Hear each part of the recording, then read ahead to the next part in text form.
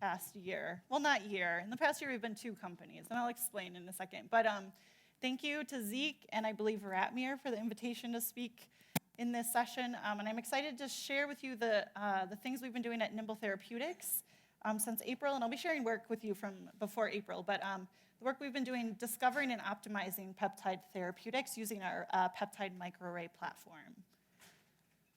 Okay, so here's the Nimble gin. You are not wrong, Zeke. But essentially, we've been Nimble Therapeutics since April of this year. Prior to that, though, the technology originally came out of the University of Wisconsin-Madison in 1999. At this point, it wasn't a peptide microarray technology. It was a DNA microarray technology.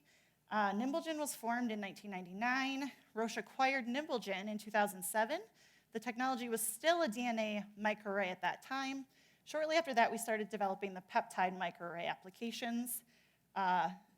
Roche is exiting the site in Madison as of this year, and rather than shut down the peptide microarray technology, they decided to spin us out, or we decided to spin out into an independent entity, which we're naming Nimble Therapeutics, just to keep everyone on their toes. All right, so our proprietary peptide library synthesis is light-based, maskless microarray synthesis, and it uses 3 things. It uses UV light, which shines on a digital micromirror device, onto an array surface, and I'll explain the digital micromirror device in a second, but it shines onto a microarray surface that's photoprotected with photolabile protecting groups.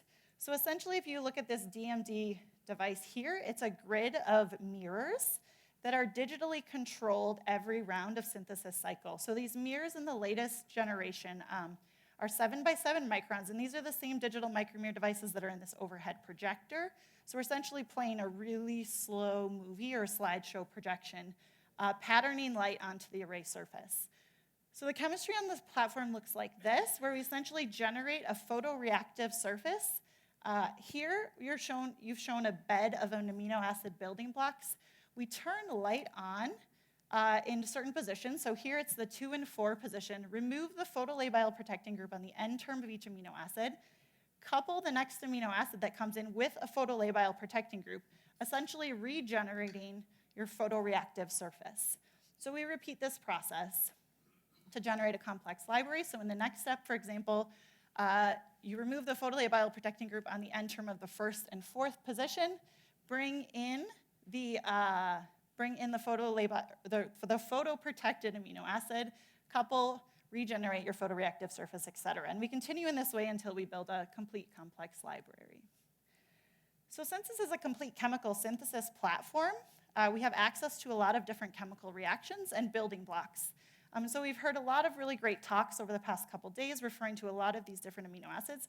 We've actually stopped calling them amino acids because so many of these don't really look at all like amino acids anymore, and we refer to them now as monomers. And so our library of photoprotected monomers is now over 350 in scale, and these are comprised of a lot of different things. So of course we have the standard L and D amino acids, the 20 standard L, 19 D, et cetera.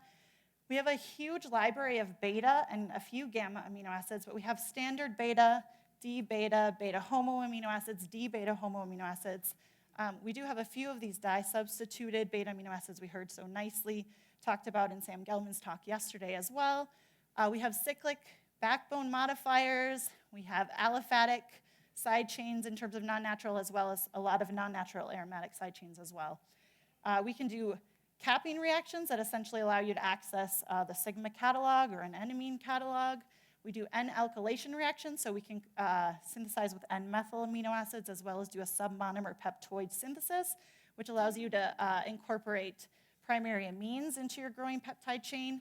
We have a lot of orthogonal protecting groups that are compatible with our system, so we use a photolabile protecting group primarily, but also work with ALOC, FMOC, and others, including cis-selective. And of course, you can imagine if you can do all of this chemistry, you can start to generate a lot of really interesting scaffolds in your library. So of course, we make linear peptides, head-to-tail cyclic disulfide, as well as thioether. That's essentially what we've optimized, but you can imagine if you can do it in solid phase peptide synthesis that you can do it on our platform as well. So just a recap of our library synthesis, it's a fully automated controlled process, so the machines are really robust. And you essentially get 3 projections of these digital micrometer devices that gives you millions of peptides synthesized on a single microarray slide in a given synthesis run. We can incorporate 192 monomers per run in the current synthesizer format. And you can imagine with 192 monomers per run, you can access a lot of diverse chemical composition with using both the natural and non-natural amino acids I shared on the last slide. So we heard a lot of really great talks over the last couple days talking about really interesting library design, and you can imagine with a chemical catalog and orthogonal protecting groups that we have, you can make a lot of really interesting library designs. I'm not going to spend a lot of time talking about the rationale behind that today, but needless to say, as I mentioned, we can make cyclic, linear, we can make branched peptide library designs, scaffolded, we can tile through PPI interfaces, etc. So a synthesizer is great, and it's nice to synthesize large libraries of peptides, but of course that needs to be coupled with something if you really want your platform to be powerful. So we perform binding and other assays directly on the array. We have experience with enzymatic assays directly on the array, and I'll talk a little bit about a couple other things we're working on in a few slides. And this is paired with a robust chemoinformatics platform, and this is involved both in the design of libraries as well as the analysis of the data that comes out the back end. So if we were to run an experiment, this is what it looks like. A scientist sits down with our bioinformatics team and we design a library. It's a lot more complicated than just this picture of a computer, but it's actually a pretty streamlined process, and you can design a library in about a day or less, sometimes as little as like 2 or 3 hours. At that point, the bioinformatics team passes off a set of instructions to our synthesizers to essentially synthesize a peptide microarray. At this point, oopsies. At this point, I'm supposed to push the button really hard, he told me. Okay, there we go. At this point, we perform an assay directly on the microarray surface. So our predominant assay that we run at this point is we actually bind a target directly to the microarray surface. This target is fluorescently labeled or has a tag that we can do secondary detection of that particular tag. We wash, dry the microarray, and scan for fluorescence. And so this is an image. This is a zoom in of an image here, and I'll show you an image as a quick aside right here. So essentially on one microscope slide, we do 3 DMD projections. These are the 3 blocks you're looking at. And if we zoom into one corner, you can start to see some alignment features. So we synthesize control peptides in every corner with a certain pattern, and there's a lot of other interesting stuff going on in these corners that I don't really have time to talk about. But essentially, we use these corners to align and extract intensity information for every single feature on a microarray surface. So it may be hard to see in the back, but we essentially overlay a grid over the whole image. And what this allows you to do is extract signal intensity for every single feature, every single member of this particular library. So this is very different than a typical screening platform where you get information about top hits and nothing else. Here you have signal and binding information for every particular member of your library, and we believe this information is really powerful. Okay, so once you have extracted the data, we run a lot of really interesting chemoinformatics to quickly extract the information, identify candidates we want to move forward with, and essentially send them right back into the process. So this entire process can take as little as a week. Sometimes it takes about 2 weeks. It really depends on the nature of your particular design and your library composition. Needless to say, it's pretty quick. So our standard assay, which I just described to you, is an endpoint fluorescence assay, and we know this correlates to binding affinity, and I'll show you some data on that a little bit later. We're of course working on other things that are really important to advancing the peptide field. So we're obviously working on some stability assays, as well as, whoa, I just jumped. We have a platform we're working on to essentially do label-free kinetics of 16,000 peptides on an array surface. So rather than an endpoint fluorescence assay, you get information like K-ons and K-offs, which will be really powerful. And finally, we're working on generating cell microarrays as well to access things like permeability and other really important properties of peptide therapeutics. So in terms of where we believe Nimble belongs in the platform, and I forgot to start my timer, Zeke. Okay, cool. I was supposed to click it right at the beginning, and I didn't. Thank you. So basically, there are, of course, a lot of players in the discovery field, and there's a lot of really great technologies that already exist. I don't think I need to talk too much about them today. But the difference we believe the Nimble platform has is that we really believe we can extend from discovery into the lead optimization phase. And I'm going to show you some data trying to convince you of that today. Of course, if there are other techniques you prefer to use to find peptides, we of course can take the inputs from those experiments and input them directly into a library design. And I'm going to share with you one example today where we essentially combine Phage and our peptide microarray platform to generate really fast, powerful information. I'm going to walk you through one example there. But again, we believe we belong here in this discovery all the way up through lead optimization. So today I'm going to talk to you about a combination of our peptide microarrays of Phage and array really quickly. I'm going to walk you through a really brief case example of some work we've done on DsbA inhibitors, and then I'm going to walk you through a pretty blinded example of some work we've done on target X, but the story is quite compelling, and so I'd really like to share, even if it has to be blinded. I'm not going to talk about it today, but of course we are working on these other assays that allow us to achieve things like metabolic stability and hopefully someday oral bioavailability, but of course this is quite a challenge. Okay, so let's start with the Phage and array platform. So essentially, I don't need to introduce Phage. I think we've had a lot of really great talks that have already introduced Phage. But Phage, of course, has some drawbacks. There are some selection biases that occur after multiple rounds of selection, et cetera. So we figured, why don't we do a single round of selection or minimal rounds of selection and essentially take all of those hits, put them on a peptide array, and try to determine what is the fraction of those hits that are real. Because we also all know from screening technologies that there are a lot of hits that aren't real or non-specific. So essentially, we do just that. We do a Phage selection on a library. So we bind the Phage to a particular target of interest. We wash away the unbound Phage. We elute the Phage. We, of course, do sequencing and get millions of hits. At this point, we take all of those hits from our sequencing read and throw them straight into a library design where we synthesize the peptides, bind the target to the peptide array, and essentially identify the true hits that exist in the screening results. And then at that point, we very quickly determine structure-activity relationships for these peptides using single amino acid substitution and deletion plots, which I'll show you on the next slide. So I'm going to show you some example data, and I'll have one other really small example in the DsbA section. But essentially, we did this for streptavidin because it's a control in the Phage system, as I'm sure most of you know. We took the 1.4 million peptides that came from the first round of selection. So there were no second or third rounds of selection here. And we put them straight into peptide array synthesis.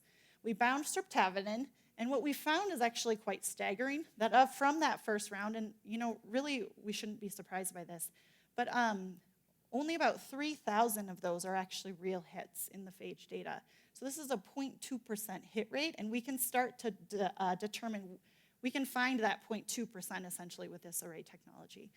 So basically, as many of you know, if you've done Phage or any other screening technology, the predominant bulk of the hits that you get from streptavidin are these HPQ or HPM motifs. That's essentially 90% of what we found, which is quite typical. But what's really interesting is that out of the 1.49 million, we actually pulled out 271 other peptides. And these are all novel families of peptides. Some have been reported before, some by us, some by other groups. So at this point, we take those 271 novel peptides. We've actually studied the HPQ peptides a lot. So you could imagine doing this for the HPQ peptides, but we didn't do it here. And we essentially do single amino acid substitution using all 20 standard amino acids, as well as measure the effect of a deletion. And what you get is a plot that looks like this, and I'll walk you through the first one because we're going to see several others. But essentially what you see here on the x-axis is array signal intensity, and on the y-axis is peptide position. And so each of these bars represents substitution from the native sequence to one of the other 20 standard amino acids. So this very first bar, which you see here, is I think a D, but I can't really read it from here because I'm a little blind. The very first bar is substitution from D to a glycine, et cetera, all through the 20 standard amino acids. And at the very end of this plot in red, you'll see the effect of a deletion. And so quite rapidly, you can now determine whether this peptide binds specifically or not. So for example, if you move to position 3, where you see a leucine, you can substitute from a leucine to an isoleucine, although you'll take a huge hit in signal intensity, but really any other substitution kills binding of this peptide to streptavidin. And so you can start to see the motifs emerge here. We did full motif analysis for the 271 that remained, and what's really striking is that you're able to find, families of peptides where you see a lot of hits. So this WXW motif, this has actually been reported before for streptavidin, but you're also able to pull out new families of peptides that no one's reported before, where one of the 100 or the 1.49 million peptides essentially is what you're looking for. And so we think this is a really powerful technique to find new types of hits from phage libraries. Okay, so I want to move into the story where we've been working on optimizing DsbA inhibitors. I'll do a really quick discussion of the biology, and then I want to move on to array data, because I think that's what's more interesting for this particular topic. So the protein we decided to look at here was DsbA. And DsbA is responsible for folding virulence factors in predominantly gram-negative bacteria. And so the thought is that if you can avoid folding of the virulence factors, you don't actually kill the bacteria, but you actually prevent it from being pathogenic. And so essentially you can hopefully skirt the resistance mechanism of some bacteria. So DsbA folds virulence factors, and when this happens, DsbA itself is oxidized, so you need something to come in and re-reduce DsbA to essentially continue its enzymatic activity. So essentially the protein that does that is DsbB, and so there's a really nice report in 2015 by David Fairley and Jennifer Martin where they actually pulled peptides from this DsbA-DsbB interface, show that they do in fact inhibit the interaction of DsbA and DsbB, but unfortunately the affinity is pretty poor. So essentially they extracted this peptide, which is shown here. They did alanine scanning to show that the really only critical residue in any of this is a cysteine right in the middle of this peptide. And essentially these are 4 micromolar binders. They're not great. They did take a few really brief stabs at improving the affinity of this peptide, but they didn't have much success. And so we decided, okay, let's go ahead and see if we can't optimize this peptide using our platform, as well as find new peptides that bind to DsbA. So see now I did the double click. So we went after this with this particular work plan. So we did a couple methods of discovery. We went after it with a 6-mer linear library, which I'll discuss in a little bit. We did our phage to array technique, as well as we took the peptides from the protein-protein interface and optimized those as well. So I'm going to start with a really brief description of what happened from the phage to array experiment. We essentially did, again, a single round of selection, found 1.9 million hits. We synthesized all of those hits on the Nimble platform. The data looks something like this, where the control signal intensity is on the x-axis, the experimental on the y, and from this we were able to find 1,200 hits that validated from round 1 of the phage experiment. We took those hits, did SAR, where we do substitution from a single amino acid to all of the other 20 amino acids at every position, and established SAR for all 1,200 validated hits. So at this point, we have a list of hits that we can now funnel into optimization. And so we did just that, where we optimized the peptides in the L-amino acid space. We did head-to-tail cyclization, backbone scanning, which I was going to cut out from the talk, but after Sam's really nice talk yesterday, I thought we should just plop it in there as an interesting aside, and then did non-natural amino optimization as well. So before we go through a brief look at some of the peptide optimization, I want to walk you through essentially discovery we do on a 6-mer library. This 6-mer library is not actually a 6-mer linear library, it's actually a 15-mer linear library, and so we call it a pseudo 6-mer library because essentially we've optimized the 15-mers to contain the maximum number of unique 6-mers in the 15-mer space. And so essentially we synthesize 3 million 15-mer peptides, but we're actually effectively screening 22 million unique 6-mer motifs. We found that we have some really nice success with libraries that look like this. And so I'm showing you the data from that particular screening exercise where we have one replicate on the x-axis and a second replicate on the y-axis. And what you see is you do indeed pull out hits that have a really nice signal intensity. Interestingly, not all, there actually are some that do not. The top hits contain a cysteine right in the middle. Interestingly, this threonine cysteine motif that's been reported before. So at this point, we take all of the peptides that are hits out of our pseudo 6-mer library, and we again throw them right back into our SAR analysis where we do single amino acid substitution and deletion. So this is very similar to the phage concept. And from doing this, what we find is that we actually get, of the 180, and there were actually in this particular experiment a lot more to pull, we just didn't pull them. But essentially there were 24 hits that were specific and 156 hits that were non-specific, which essentially equates to a 13% hit rate. We're not too disturbed by this number because we feel like it doesn't actually matter your hit rate as long as you can find specific hits with diverse chemical composition. And that's what we feel like is important.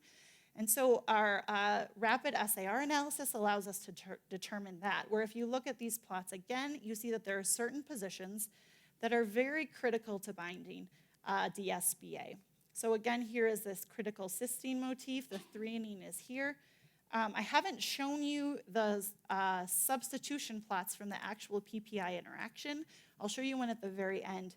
Needless to say, they're not as specific as this. So at this point, we decided to throw these into L-amino acid optimization. And so essentially what we decided to do for this project, this is of course one approach, and there are many other ways you could handle this, but here we decided to just test single amino acid substitutions that looked promising from our SAR analysis, right? So here in position 6, it looks like you can quite get a nice bump in signal intensity and hence affinity, and I'll show you that in a couple slides, by simply changing a D to an E. This is probably a real substitution, right? But you can now start to drive your specificity outward on this peptide as well by testing other substitutions that look like they make sense. So we essentially did that. We don't do this for one peptide at a time. We do this for a lot of peptides in parallel. And essentially then, for all of these peptides that have single amino acid substitutions, we once again drive our single amino acid substitution deletion to determine specificity of the peptides that we just optimized to DsbA. So we do exactly that, and I think I clicked it. Oh no, what am I doing? Okay. Oh, here we go. So this is just naming convention for future slides. The wild type is the peptide that we pulled directly out of our 6-mer screen, and 1-1 indicates we've made one single amino acid substitution to that peptide. So we do that substitution, we do single amino acid substitution with all standard 20 amino acids, and once again you see an increase in signal intensity, and what's really nice is now you've opened up other substitutions that seem to be available. So we can continue to do this exercise, right? We make another substitution, we generate our SAR relationship and continue to drive the substitutions forward. So again, this is single amino acid substitution at a given time. Of course, you can imagine, and we have done multiple substitutions at a given time for a particular peptide. I'm just showing one example here. So essentially what you're looking at here is a selection of peptides that we essentially went and got synthesized via standard peptide synthesis, and you have the array signal intensity here, and we tested how they correlate in terms of binding affinity via BioCore. And so what I'm showing you here is the relationship between binding affinity, and this should be nanomolar, not nanometer, I apologize for the typo, versus signal intensity. And so what you see is really nice is actually, it's not a perfect correlation, but a decent R-squared value for the relationship between signal intensity and binding affinity. This is quite encouraging, and essentially what this allows us now to do is say, if I want to achieve a certain binding affinity, I need to get to a certain signal intensity on our array, and we've developed this relationship for other projects as well. And so what you're able to see also from the binding affinity is that we've been able to take a target that previously only had reported 4 micromolar inhibitors and essentially pull out 70 or 80 nanomolar hits. I think there's a 50 to 60 nanomolar hit here as well. So this just shows essentially that the 6-mer linear library approach works and we're able to optimize. Okay, so we did this as well via single amino acid substitution for the literature peptide from David Fairley and Jennifer Martin's groups. So this is the SAR relationship for that very first peptide, and you can see there's barely any specificity in this peptide for the particular target. So you see here there's slight specificity in this cysteine position. We did, I believe it was 7 substitutions, single amino acid substitutions on this peptide, which surely is not the most effective way to do it. We understand that. But essentially, we completely transformed this peptide. I think there are 2 residues that remain from the original peptide at that DsbA, DsbB interface. And this is predicted from that binding affinity signal intensity relationship to essentially have 110 nanomolar affinity. Okay, so we feel we're very confident that we can optimize these in the L-amino acid space. So at this point, we went and cyclized a lot of these peptides in parallel through cyclization libraries, and I'm going to walk you through an example of that in a little bit. Once cyclized, we took these through a backbone scanning exercise, which I was intending to cut out of this talk, but after hearing about all these beta amino acids yesterday, I felt like I had to throw it back in. So I threw it back in, and essentially what we do here is we start to understand which positions can be substituted to affect properties like stability and permeability. And so essentially what we do is for a given peptide, I'm just showing part of the library design here, we essentially take one position, the first position here is an asp, and essentially transform that to the D, N-methyl, and beta variants if they're available in our 350 monomer catalog. So you can see in the Phe position, we send these to D-Phe, N-methyl Phe, N-methyl D-Phe, and then a few beta Phe derivatives as well. And so essentially what you see if you now look at our modified substitution plots is in this light blue color, you see the D variants, and in this like lime green on this screen, you see the N-methyl variants. And so you start to understand quite rapidly which positions will tolerate D substitution, N-methyl substitution, and beta amino acid substitution. And so I'll show you what this looks like for an entire plot. I've plopped arrows here above all of the N-methyl derivatives, and so you see quite rapidly that N-methyl and D substitutions for this particular peptide are tolerated in the flanking regions of this particular motif, but putting them in the particular binding motif of this peptide is not well tolerated. So this becomes a really interesting exercise in thinking about how you need to optimize these molecules for different parameters. Okay, so once we did backbone scanning, at this point, we introduced a bunch of non-natural amino acids as well, and I'm not going to show you any of that data today, but needless to say, at this point, we have hundreds of compounds that bind to DsbA in the tens of nanomolar affinity. There's just a couple examples here where they're both head-to-tail cyclized with D and methyl amino acids incorporated, as well as a series of non-natural amino acids. So here, the tryptophan in position 3 went to a 5-fluorotryptophan. And we very systematically worked through our diverse monomer catalog to get to these substitutions. And at some other point, I'll have to walk you through a library design for that. So at this point, I want to walk through an example of target X. Unfortunately, I can't disclose the target or the composition of this peptide, but I want to walk you through the library concepts and design phase, just so you understand how we start to think about projects at Nimble. So essentially, I went way too far. This particular peptide was brought to us from Phage display. We didn't do the Phage at Nimble. This was a previous collaboration. This peptide was brought to us from Phage display. It's a beta hairpin peptide and binds adjacent to the active site of this particular enzyme, which is shown here in lime green. The initial peptide had greater than 100 micromolar affinity, so it's quite poor. And adding a disulfide at the base of this beta hairpin drove the affinity to 1 micromolar. So they basically brought us this peptide and said, can you get rid of the disulfide? And the choice we made here was to do this with a head-to-tail cyclization. Can you drive the affinity of this peptide? And as an added bonus, perhaps you can think about building combinatorial libraries that access the active site of this particular enzyme, so you can directly inhibit the enzyme as well as allosteric inhibition. And so we set out to do just that, and the work plan we set out on is listed here. We're essentially in the very first step of this particular peptide, prior to any optimization, we went straight in and replaced the disulfide with a head-to-tail cyclization to stabilize this structure. And I'll walk you through a library design for that on the next slide. At this point, we optimized the beta sheet and beta hairpin with natural and non-natural amino acids. So the beta sheet is step 2 here, and then step 3 is optimizing the loop on this beta hairpin. I apologize. And then in the 4th step, we wanted to extend off of the side chain of this peptide. So in this particular peptide, this is an arginine.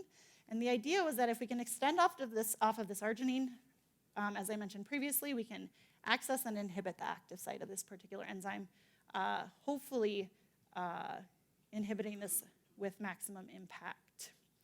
Okay, so I'm going to walk you through one library design for this particular project, and this is the library design we set out using to replace the disulfide at the base of this beta hairpin. And so this is just one example how we like to think about this. And so basically we generated 12 different libraries here, where essentially we took the beta hairpin construct, cut off the disulfides at the base of the beta hairpin, introduced a cyclization loop of varying lengths. So library 1 through 12 have varying lengths of the cyclization loop. And then we tethered the peptide to the array through our cyclization amino acid, which is shown here. So X ended up being 34 different monomers with our cyclization amino acid, in this particular case being a glutamate. So basically we were successful in replacing the disulfide, and I'm just going to walk you through some really quick numbers, and then this is my last slide. Maybe there's one more after this. But essentially we replaced the disulfide using 34 unique monomers with the library size of 400,000 peptides. And basically, as you can see, this is a solvent-facing group, and so we were able to essentially maintain the 1 micromolar inhibitory activity. We optimized the beta sheet with 52 monomers, natural and non-natural, nearly 800,000 member library, and drove the IC50 to 1 nanomolar. Optimization of the loop region didn't afford any increase in affinity. We did find some substitutions that you're able to make, but of course the inhibitory activity was maintained. And what was most exciting about this project to us is we did actually succeed in building a combinatorial library off the side chain of this particular peptide using 149 different monomers. We synthesized over 1.4 million peptides simply for this combinatorial library and drove the binding affinity to tens of picomolar. There's actually a super cool crystal structure of this particular peptide binding to this target that I unfortunately can't share with you today. But it just shows this new combinatorial library that we built off the side chain here, just wrapping beautifully into the active site of this particular protein. All right, so with that, this is a summary slide. We were able to take an unstable 1 micromolar affinity binder and drive that to tens of picomolars. Also achieving like really unique architectures in some of the, on this peptide. All right, so with that, I'll stop and I'll take any questions that may exist.